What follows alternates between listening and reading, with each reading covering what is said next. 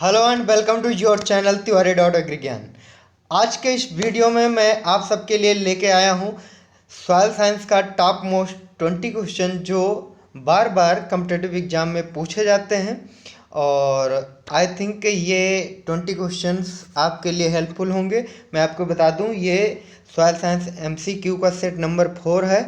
और चलिए फिर अपने पहले क्वेश्चन की ओर चलते हैं। और इससे पहले मैं आपको याद दिलाना चाहता हूं कि अभी तक अगर आपने चैनल को सब्सक्राइब नहीं किया है तो प्लीज़ सब्सक्राइब कर लें, लाइक कर लें और शेयर भी करें। इसमें आपका कुछ नहीं जाने वाला है। चलिए पहले क्वेश्चन की तरफ बढ़ते हैं। तो पहला क्वेश्चन है the conversion of ammonia into nitrate with the help of bacteria is known as ammonification, aminization, nitrification या बोथ। तो यहाँ पर मैं आपको बता दूं राइट आंसर आपका है नाइट्रिफिकेशन। नाइट्रिफिकेशन कैसे मैं आपको बताता हूं। जब अमोनिया, देखिए दो स्टेप होता है। जब अमोनिया पहले तो नाइट्राइट में कन्वर्ट होती है और फिर उसके बाद नाइट्रेट में कन्वर्ट होती है। इन दोनों के बीच दो बैक्टीरिया काम करती हैं। फर्स्ट वाले में नाइट्रोसोमोनास और सेकंड वाले में नाइट्रोबैक्टर। तो बैक्टीरिया के हेल्प से नाइट्रेट में कन्वर्ट होता है। तो राइट आंसर है conversion of ammonia into nitrate with the help of bacteria is known as nitrification. और मैं आपको, जो लोग कंफ्यूज रहते हैं, जैसे नाइट्रेट में कन्वर्ट हो रहा है तो नाइट्रिफिकेशन, अमोनिया में कन्वर्ट होगा प्रोटीन से या अमीनो एसिड से अमोनिया में कन्वर्ट होता तो अमोनिफिकेशन हो जाता। इनटू जिसमें कन्वर्ट हो रहा है वही फिक्स हो रहा है। नाइट्रेट में कन्वर्ट हो रहा है तो यानी नाइट्रेट फिक्स हो रहा है तो नाइट्रिफिकेशन। इस तरीके से याद रखिए। चलिए अगले क्वेश्चन की तरफ बढ़ते हैं। अगला क्वेश्चन है हमारा the criteria of essentiality of nutrients are given by, यानी जो एसेंशियल न्यूट्रिएंट्स होते हैं उनके लिए एक साइंटिस्ट थे इन चारों में से, उन्होंने एक क्राइटेरिया, 3 क्राइटेरिया दी थी। अगर वो क्राइटेरिया कोई भी न्यूट्रिएंट फॉलो नहीं करता तो वो एसेंशियल न्यूट्रिएंट नहीं है। फॉर योर काइंड इन्फॉर्मेशन मैं आपको बता दूं 17 एसेंशियल न्यूट्रिएंट्स हैं।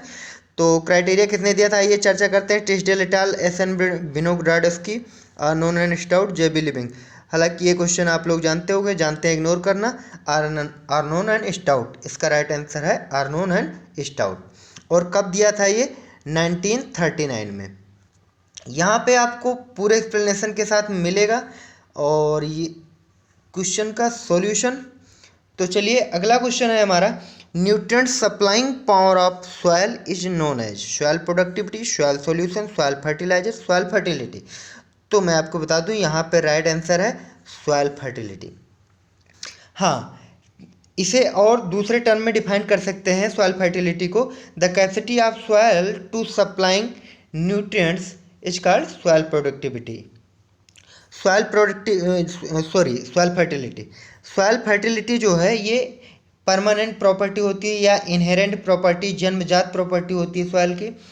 कोई भी सॉइल हो उसमें कोई ना कोई न्यूट्रिएंट्स जो है पाए ही जाते हैं। जैसे कुछ न्यूट्रिएंट्स होते हैं, नाइट्रोजन को छोड़ दिया जाए और सल्फर को छोड़ दिया जाए तो बाकी सारे न्यूट्रिएंट्स मिनरल से ब्रेक डाउन होके सॉइल में रहते हैं। तो जो इनबॉर्न न्यूट्रिएंट्स रहते हैं जन्मजात सॉइल में पड़े रहते हैं, यानी हमें फर्टिलाइजर। आपको एक एग्जांपल देना चाहता हूँ।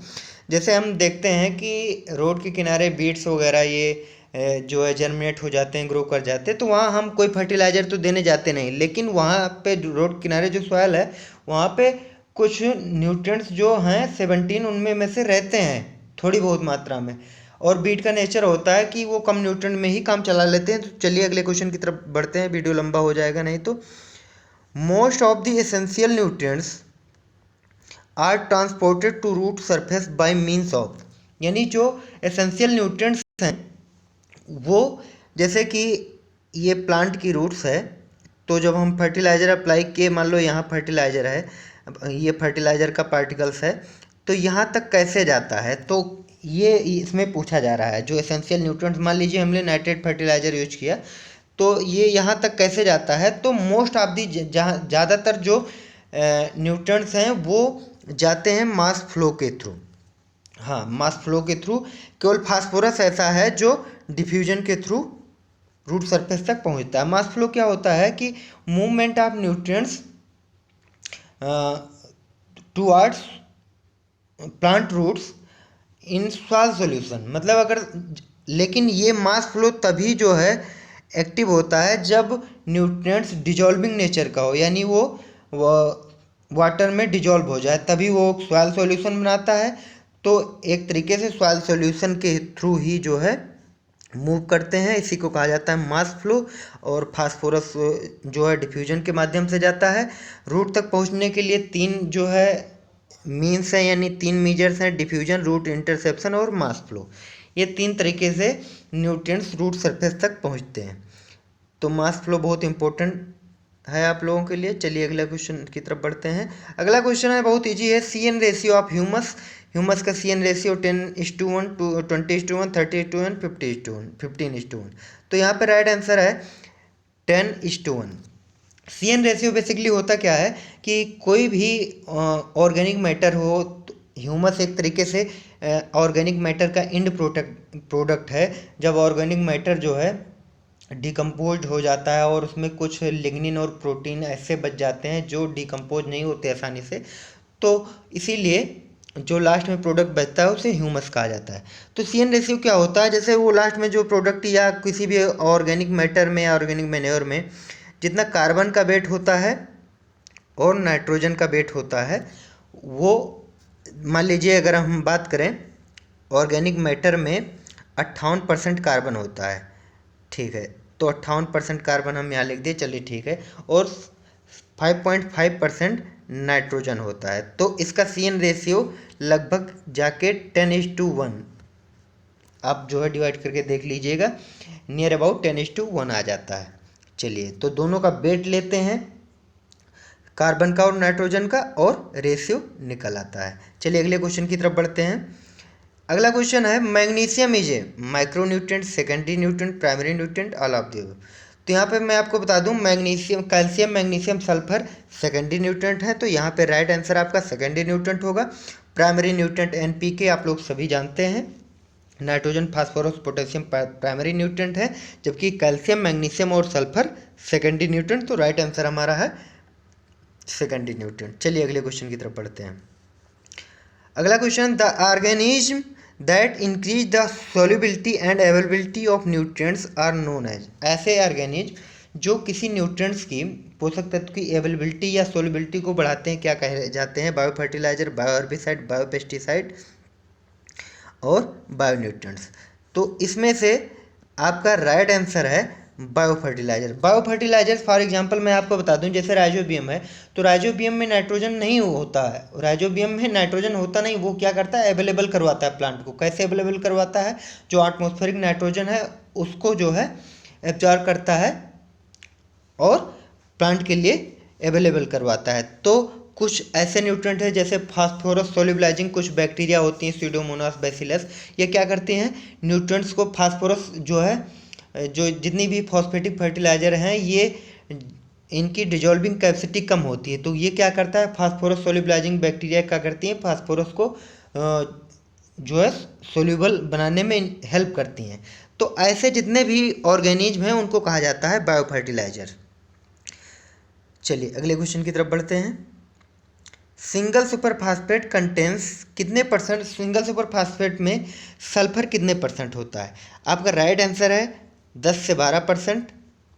और सिंगल सुपर फास्फेट में बात की जाए कि P2O5 कितने परसेंट होता है, तो 16% होता है, और सल्फर 10 से 12% होता है। ये क्वेश्चन बहुत पूछा जाता है। चलिए अगले क्वेश्चन की तरफ चलते हैं। Which is not an organic source of nitrogen. इसमें चारों में से कौन ऐसा है जो ऑर्गेनिक सोर्स नहीं है नाइट्रोजन का? DAP, green manure, bio fertiliser, humus.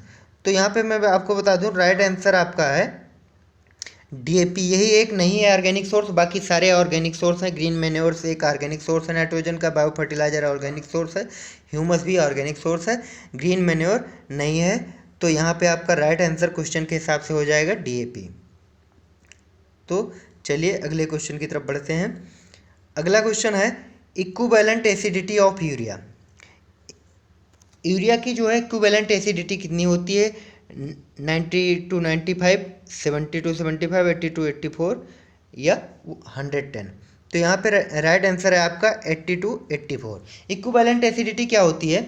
जैसे यूरिया एसिडिक नेचर की फर्टिलाइजर है, और अगर हम जो है इसको न्यूट्रल करना चाहें तो हमें 80 to 84 kg कैल्शियम कार्बोनेट की ज़रूरत होती है। इसी हिसाब से इक्विवेलेंट एसिडिटी निकलती है। डिटेल में समझाने का जो है ये थ्योरी पोर्शन में समझाएंगे, अभी आप इतना जानिए कि ये जो एसिडिटी को न्यूट्रल करने के लिए जितने केजी कैल्शियम कार्बोनेट की ज़रूरत होती है उसी को कहा जाता है इक्विवेलेंट एसिडिटी वैल्यू मानी जाती है। यूरिया एक एसिडिक नेचर की फर्टिलाइजर है, तभी इसकी इक्विवेलेंट एसिडिटी होती है। चलिए अगले क्वेश्चन की तरफ बढ़ते हैं। अब आ जाते हैं, capacity of soil to produce yield per unit area is term है soil productivity, soil yield, soil fertility, soil health. तो यहाँ पे मैं बता दूँ आपका राइट आंसर है सॉइल प्रोडक्टिविटी।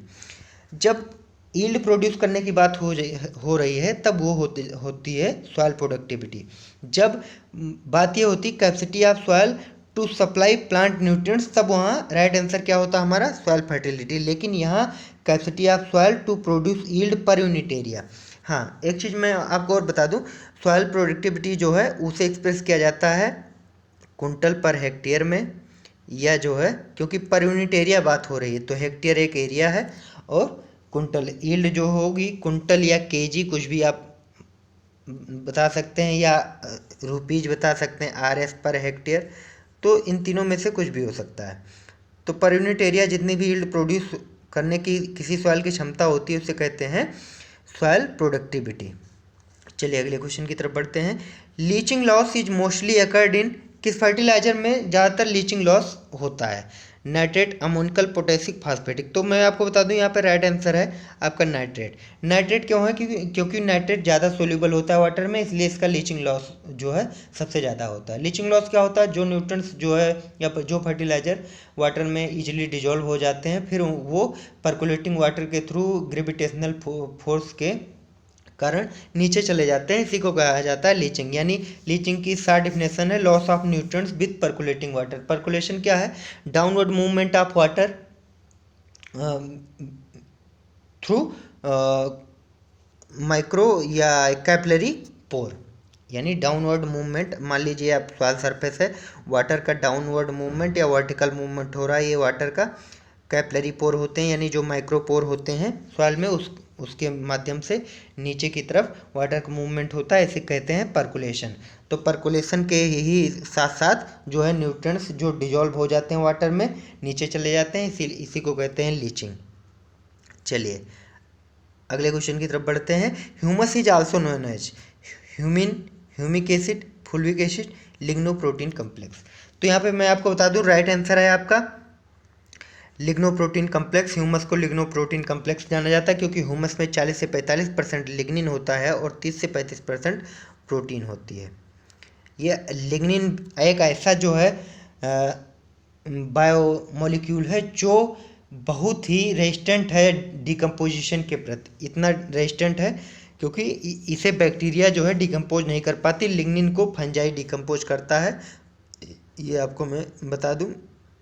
चलिए अगले क्वेश्चन की तरफ बढ़ते हैं।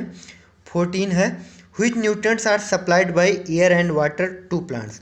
इनमें से ऐसा कौन सा न्यूट्रिएंट्स है जो प्लांट को सप्लाई किया जाता है एयर एंड वाटर से, यानी हमें कोई किसी फर्टिलाइजर की डालने की आवश्यकता नहीं। Carbon, hydrogen, nitrogen, oxygen, hydrogen, phosphorus, carbon, hydrogen, oxygen. हमें अपना राइट आंसर मिल गया, हमारा ये थर्ड है। कार्बन, हाइड्रोजन और ऑक्सीजन ये वाटर और एयर से प्लांट को मिल जाते हैं।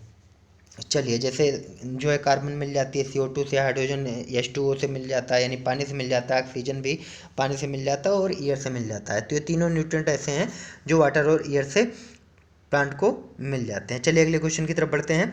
Most of the nitrogen in the plants is present in the form of, यानी जो जितने भी प्लांट्स में क्या होते हैं? प्लांट्स में बेसिकली फैट होते हैं, कार्बोहाइड्रेट होते हैं, प्रोटीन होते हैं, अमीनो एसिड होते हैं, ये सारी चीज़ें प्लांट्स में होती हैं।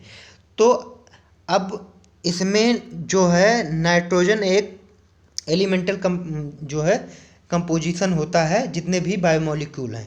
जैसे प्रोटीन में है, कार्बोहाइड्रेट में है, तो नाइट्रोजन के मॉलिक्यूल रहेंगे उसमें, तभी जो है कार्बोहाइड्रेट बनता है। चाहे एक किसी कार्बोहाइड्रेट में होते हैं, किसी में नहीं होते हैं, किसी विटामिन में होते हैं, किसी फैट में होते हैं। हर कार्बोहाइड्रेट के जैसे ग्लूकोज में कहा जाए तो नहीं होते हैं, लेकिन और कार्बोहाइड्रेट में हो सकते हैं, जरूरी नहीं कि हर बायोमॉलिक्यूल में हो।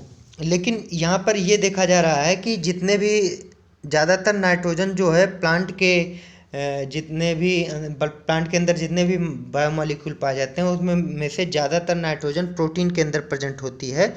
इसीलिए कहा जाता है most of the nitrogen in the plant is present in the form of protein. तो आपका राइट आंसर है प्रोटीन। तो चलिए अगले क्वेश्चन की तरफ बढ़ते हैं। Azotobacter is free living bacteria that fix atmospheric for the growth of plant. यहाँ पे कहा जा रहा है एजेक्टोबैक्टर एक फ्री लिविंग बैक्टीरिया है। सिंपल सी जो है, इसमें इस क्वेश्चन में ज़्यादा कुछ नहीं है टेक्निकल, जो एटमॉस्फेरिक नाइट्रोजन को फिक्स करता है। यहाँ पे राइट आंसर है फिलअप किया जाएगा, that fix atmospheric nitrogen for the growth of plant. Azotobacter free living bacteria का मतलब ये है कि इसे अपने आवास और भोजन के लिए किसी के ऊपर डिपेंडेंट नहीं रहना पड़ता है। ये जो है जैसे राइजोबियम है, ये सिम्बायोटिक बैक्टीरिया है, यानी अगर ये पल्सेस क्राफ्ट के रूट नोड्यूल्स में ही रह सकती है, फ्री लिविंग नहीं रह सकती। अगर इससे कहा जाए कि किसी ऑर्गेनिज का सहारा ना ले तो राइजोबियम बैक्टीरिया नाइट्रोजन को नहीं फिक्स कर सकती। तो इसी तरह लेकिन एजेक्टोबैक्टर ऐसा नहीं है। एजेक्टोबैक्टर फ्री लिविंग बैक्टीरिया है जो एटमॉस्फेरिक नाइट्रोजन को फिक्स करता है और प्लांट के लिए अवेलेबल करवाता है। तो बहुत ही हेल्पफुल होता है एजेक्टोबैक्टर बैक्टीरिया, ये इसे बायो फर्टिलाइजर कहा जाता है। चलिए अगले क्वेश्चन की तरफ बढ़ते हैं। Formula of urea NH2CO2 NH2CO2 NH2CO2 NH2। तो आपका यहाँ राइट आंसर सेकंड वाला NH2CO2। कभी कभी आपका ऐसे भी पूछ लिया जाता है, CO दे दिया जाएगा और NH2 और NH2, इस तरीके से कॉम्पिटिटिव एग्जाम में पूछ लिया जाता है। तो ये भी जो है याद रखिएगा। चलिए अगले क्वेश्चन की तरफ बढ़ते हैं। सिंगल सुपर फास्फेट कंटेंस कितने परसेंट, ये मैं आपको बता चुका हूँ, 16% जो है P2O5 होता है सिंगल सुपर फास्फेट में। चलिए अगले क्वेश्चन की तरफ बढ़ते हैं। ऑर्गेनिक मैटर कंटेंस कितने परसेंट, ऑर्गेनिक मैटर में कितने परसेंट कार्बन होता है, तो ये मैं पहले बता चुका हूँ 58% होता है। चलिए अगले क्वेश्चन की तरफ बढ़ते हैं। ये लास्ट क्वेश्चन होगा आज का हमारा। The crop that absorbs nitrogen in ammoniacal form. ऐसी इन चारों में से ऐसी कौन सी क्रॉप है जो नाइट्रोजन को अमोनिकल फॉर्म में एब्जॉर्ब करती है, तो आपका राइट आंसर है पैडी। मैं आपको बता दूं कि पैडी, शुगर केन और पोटैटो ये 3 क्रॉप हैं जो नाइट्रोजन को अमोनिकल फॉर्म में जो है एब्जॉर्ब करती हैं। बाकी most of the crop nitrogen को नाइट्रेट फॉर्म में एब्जॉर्ब करती हैं। तो धान आलू गन्ना याद रखना आप लोग। आई होप आपको पसंद आया होगा वीडियो। और अब अगले MCQ नंबर सेट नंबर 5 में मैं आपको मिलूँगा एक सॉइल साइंस के 20 मोस्ट इम्पोर्टेंट क्वेश्चन के साथ। तो thank you for watching the video. मिलेंगे अगले वीडियो में। धन्यवाद।